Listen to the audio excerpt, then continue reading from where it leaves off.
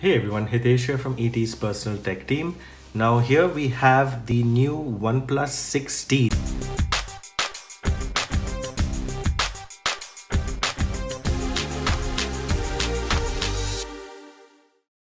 A mid-year refresh. So this is the T. Some say the T stands for technology. Well, that we don't know for sure, but this does have an upgraded display. That is something that we do know, and there will be upgrades, smaller upgrades all around. This, as you can see, is the mirror black 128 GB. So that's another upgrade. There is no more 64 gigabyte version of the OnePlus 6T. The base version will be 6 gigs of RAM and 128 GB storage. Then there'll be an 8 gig RAM with 128 and an 8256 version as well, which will be the top of the line. There will also be some special editions in typical OnePlus fashion. Nothing much else on the box, so let's just dive straight in. Even the MRP has been blanked out because this is a pre-release unit. We are expecting a price point of about 35 to 38,000 onwards, so that will be the starting price. So let's move ahead with the unboxing.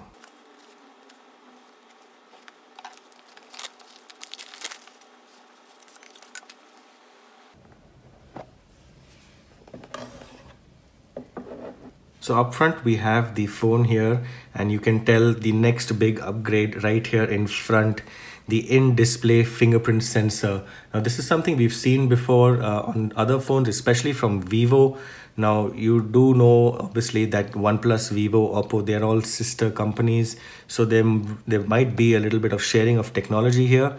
The other big change, of course, is the reduced size of the notch, which you can probably see now. It's the teardrop style notch, which gives you a bit of extra screen real estate.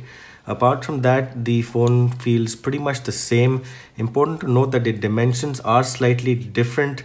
Probably has something to do with the increased battery size as well. This is now a 3700 milliamp hour battery. So let's just put that off to the side for a minute.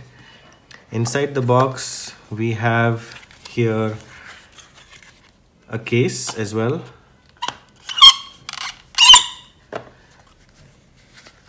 So it's a smoked soft case, quite nice quality.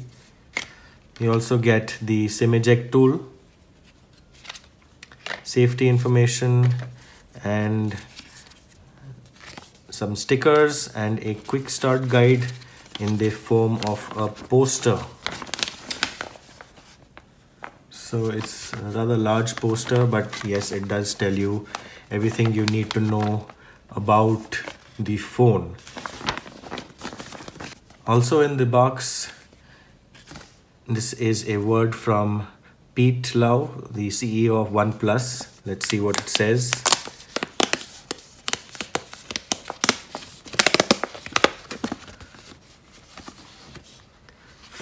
"5 years old and a million stories told." And here is the entire note from Pete. I'll just hold it up for the camera and you can pause it if you want to read it. It's in a handwritten style. Moving on, you have the usual dash charge cable. You need to use this cable if you want the dash charging capabilities. And over here, there is a USB Type-C to 3.5 headphone jack adapter. Obviously that does tell you that there is no 3.5 jack this time. I believe that OnePlus grappled with the issue of removing the 3.5 jack for a long time. Anyhow, this is the standard dash charger. Do note that this is not a universal charger. It never has been. This particular dash charger, it's rated for 200 to 240 volts only. So you can't travel to the US with this. That being said, of course, you can charge with any other available charger that you have. You just won't get the ultra fast dash charger speeds. So up front, we have this little notification here. This little message talks about using screen protectors from OnePlus and official partners only. That's actually one of the disadvantages of having an in-screen fingerprint, because if you use like a really thick tempered glass, it will affect the performance, the speed of the fingerprint sensor. That being said, a screen protector is pre-applied on the device almost perfectly.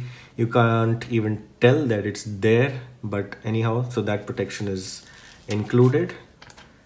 This is the mirror black version, so it is that extremely shiny glossy black version. There's also going to be a midnight black at launch, which is the sort of matte finish black.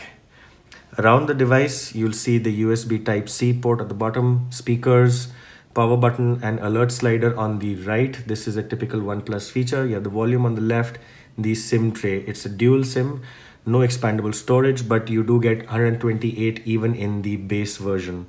Anyhow, we'll power it up and set it up for you. So we've gone ahead and done the setup and set up the fingerprint as well.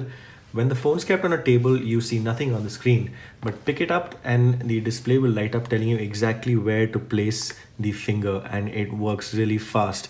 We've actually seen the same scanner hardware in phones like the Vivo Nex. Now that phone is still available and it works just as fast.